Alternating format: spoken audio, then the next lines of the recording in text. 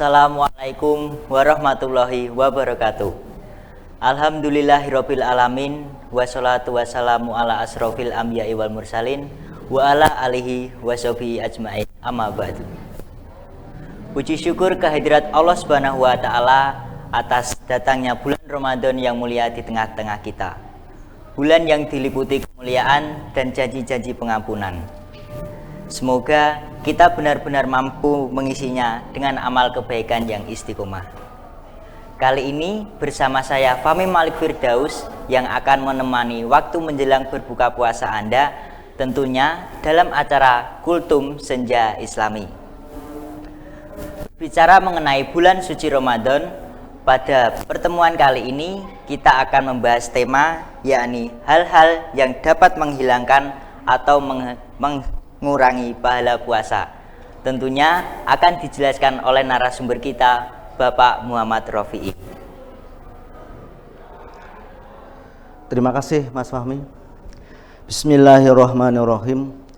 Assalamualaikum warahmatullahi wabarakatuh. Alhamdulillah. Innal hamdalillah asyhadu an la ilaha illallah wahdahu la syarikalah wa asyhadu anna Muhammadan abduhu wa rasuluhu la nabiyya ba'dah. Rabbi shrah li sadri wa yassir li amri wahlul 'uqdatam min lisani yafqahu qawli. Alhamdulillah, yang pertama yang saya hormati Ibu Kepala Sekolah SMK Negeri 1 Demak, Ibu Dr. Anda Siwi Nur Andayani, MPD. Kemudian yang saya hormati Bapak Ibu Guru, tenaga pengajar, dan seluruh tenaga kependidikan yang ada di SMK Negeri 1 Demak ini. Dan tidak lupa untuk seluruh anak-anakku, siswa-siswi SMK Negeri 1 Demak yang saya cintai dan saya banggakan. Alhamdulillah,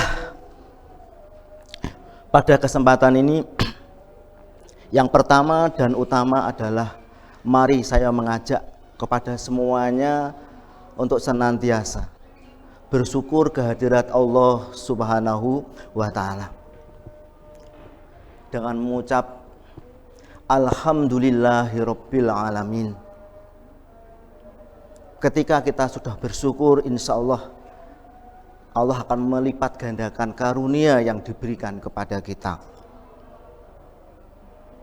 Tetapi kalau kita lupa bersyukur, maka ketahuilah bahwa azab Allah, siksa Allah itu sangatlah pedih. Tidak lupa sholawat serta salam kita haturkan kepada junjungan kita Nabi Agung Muhammad Sallallahu Alaihi Wasallam yang kita nantikan syafaatnya kelak di yaumil kiamah. Amin Allahumma amin.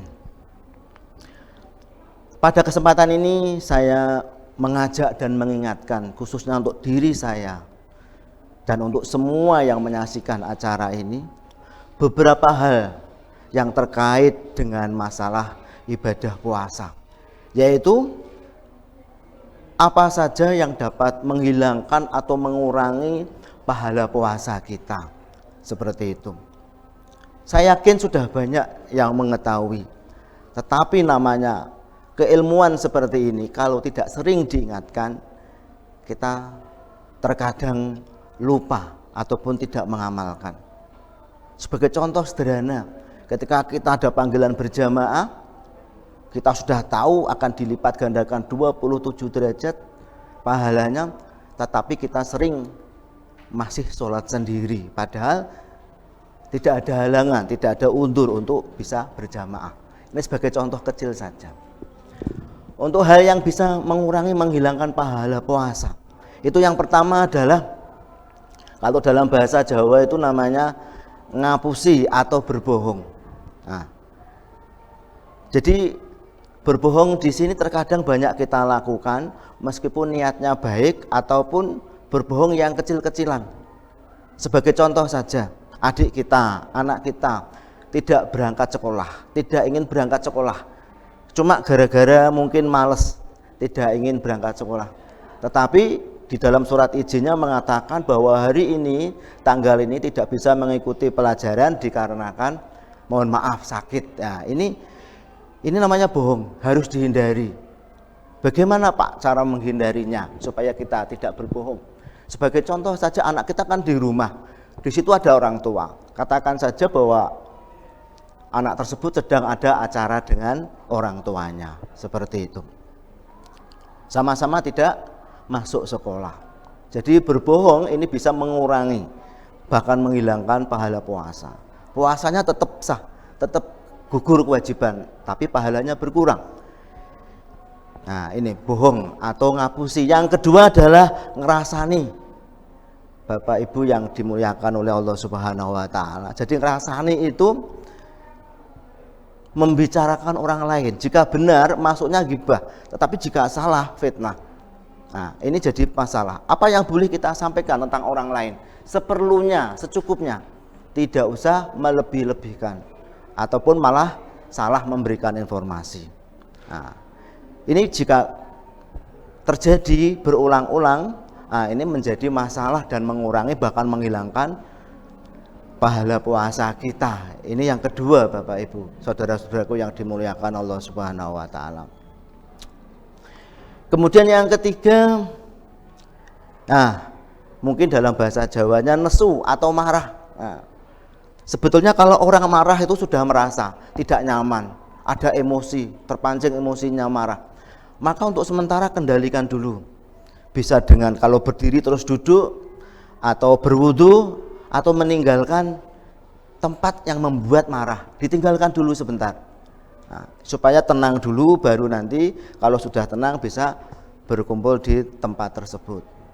Ini juga sangat-sangat bisa menghilangkan pahala puasa. Kalau orang marah apa yang terjadi? Ini yang keempat atau yang berikutnya, yaitu muncul kata-kata yang tidak sepantasnya. Nah, jadi kata-kata kotor ini juga menghilangkan atau mengurangi pahala puasa. Banyak nama-nama dari binatang berkaki 4 atau berkaki berapa yang disebutkan ketika marah. Nah, ini jadi masalah. Sehingga kita, lingkungan kita yang ada di rumah kita, adik-adik kita, biasakan untuk berkata-kata baik. Biasakan itu. Kebiasaan yang lama dilakukan akan membentuk karakter. Dia akan menjadi tidak bisa mengucapkan hal-hal yang buruk kalau sudah terbiasa hal-hal yang baik. Di sini saya mengajak untuk hal-hal yang baik itu dibiasakan di lingkungan kita. Ini sangat penting sekali. Apa yang menjadi kebiasaan akan membentuk karakter orang tersebut. Jadi kata-kata yang kotor ini juga sangat-sangat mempengaruhi pahala puasa kita. Kemudian yang terakhir adalah yaitu terkait dengan nafsu. Ya.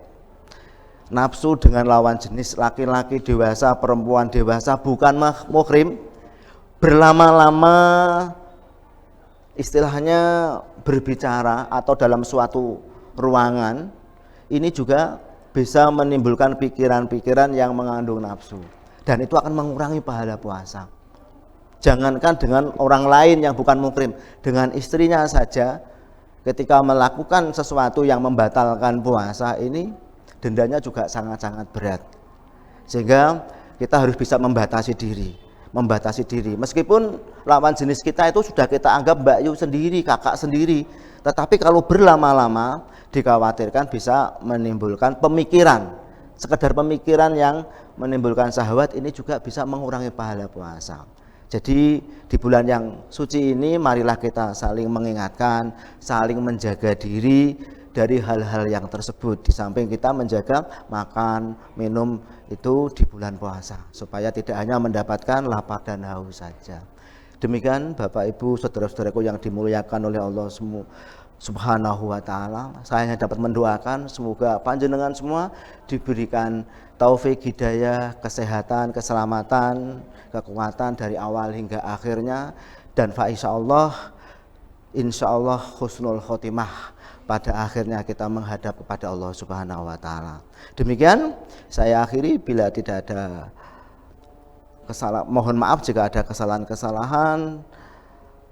Billahi taufik wal hidayah. Wassalamualaikum warahmatullahi wabarakatuh. Masya Allah. Demikian sahabat tema yang dapat disampaikan oleh narasumber kita Bapak Muhammad Rofi'i. Semoga apa yang beliau sampaikan dapat memberikan manfaat untuk kita semuanya. Sahabat, mari kita manfaatkan puasa Ramadan tahun ini dengan amalan yang sebanyak-banyaknya. Semoga Allah Subhanahu wa Ta'ala menerima amal ibadah kita semua. Amin. Baik sahabat, berakhir sudah Kultum Senja Islami kali ini. Sampai bertemu lagi besok di jam dan waktu yang sama. Saya dan rekan-rekan pamit undur diri. Selamat berbuka puasa. Terima kasih. Wassalamualaikum warahmatullahi wabarakatuh.